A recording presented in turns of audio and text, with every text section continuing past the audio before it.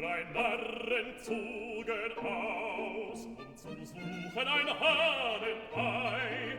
Der eine war lahm, der andere taub, der dritte war blind. Hei, was meinst du, wie gut die gewesen sind, um zu suchen ein Hahnenei?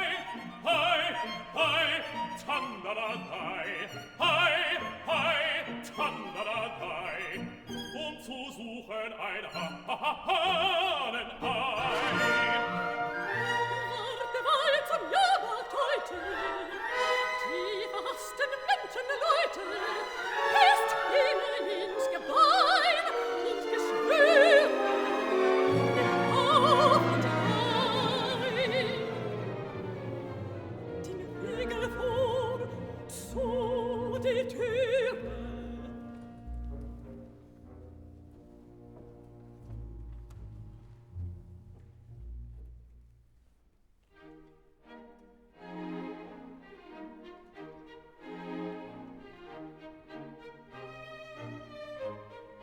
Vorwärts, Bruder Holzhammer, Bruder Besenbinder, geschwinder, wir sind am Ziel.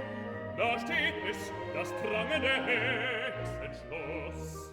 Und fresst der Teufel mit einem Kraut die Knollenwurzeln, die scharfen Steine und der liederliche Genoss mit seinem Geigenspiel springt voran seine dürren Beine. Lieber Bruder, schrei nicht so laut.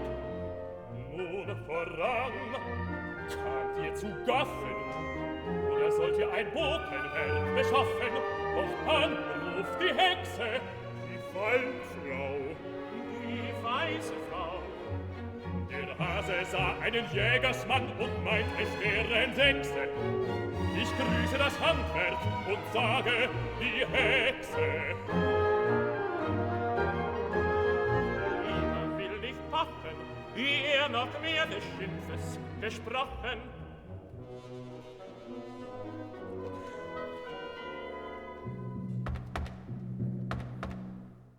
Gute Frau,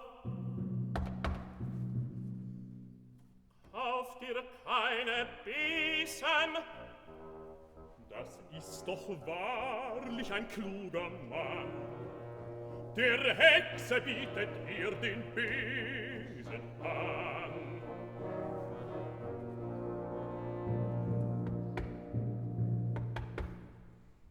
Hochwertige Vatterin, Nicht Atem von einer Maus. ist niemand im Hüttenhaus. Ihr Tröpfe in eurer Maulwurfsnacht, drin sitzt ihr und lacht.